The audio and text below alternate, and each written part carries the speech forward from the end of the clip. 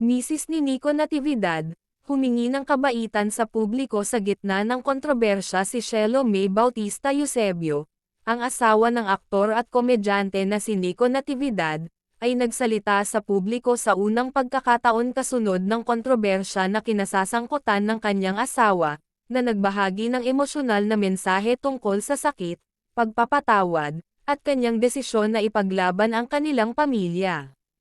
Sa isang taos-pusong pahayag na naipost online, kinilala ni Eusebio ang sakit na dulot ng sitwasyon habang matatag na nakatayo sa tabi ng kanyang asawa, na humihiling sa publiko na magpakita ng habag at paggalang habang ang kanilang pamilya ay naglalakbay sa mahirap na oras.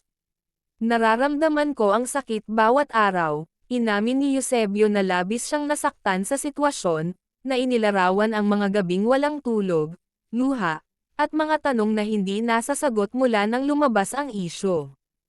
I'm not pretending na parang walang nangyari. I feel the pain every single day. Masakit na masakit, she said.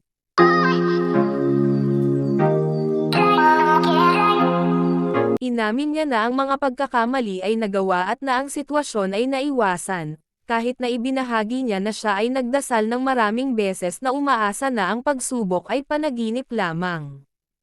I even prayed and asked God many times na sana panaginip lang lahat, but it's not. Nangyari na ang nangyari. And now we have to face it. Pagpili na manatili at ipaglaban para sa pamilya sa pagtugon sa mga kritiko na nagtatanong kung bakit pinili niyang manatili sa kanyang asawa, idiniin ni Eusebio na ang desisyon ay kanya lamang. Huwag niyo akong sabihin na di ko maiwan dahil wala akong choice. Meron po. Meron akong choice at eto ang pinili ko ang magpatuloy. Ipinaliwanag niya na ang kanyang desisyon ay higit pa sa kanyang tungkulin bilang asawa, ang priority niya ngayon ay ang kanilang pamilya. This is not just about me as a wife anymore. It's about us as a family. Isang mahirap na landas patungo sa pagpapagaling. Inamin din ni Eusebio na hindi magiging madali ang muling pagbuo ng tiwala. Ayon sa kanya, ang pagpapagaling ay mangangailangan ng panahon, pananagutan, at tunay na pagbabago. Habang ang kanyang asawa ay nagtatrabaho upang tanggapin ang responsibilidad para sa kanyang mga aksyon, sinabi niya na ang kanyang focus ay sa pagpapagaling sa emosyonal at mental. Ang tiwala ay mahirap buuin muli. Kakailanganin ito ng oras, pagkakapare-pareho, at tunay na pagbabago. Sa kabila ng sakit, ipinahayag niya ang paniniwala na ang mga relasyon ay maaari pa ring mabawi kung ang magkapareha ay nakatuon.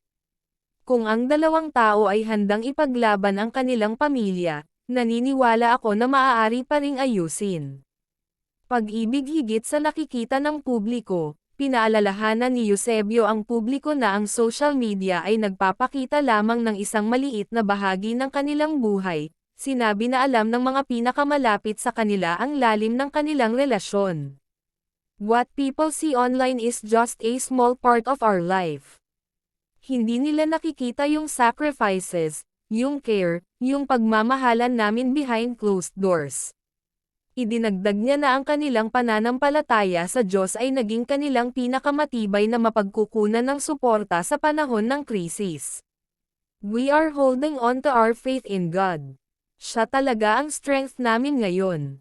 Isang panawagan para sa habag sa pagtatapos ng kanyang mensahe, umapela si Eusebio para sa kabaitan sa kanilang pamilya, na idiniin na ang desisyon na ayusin ang kanilang relasyon ay sa kanila lamang. I stand with my husband despite his mistakes.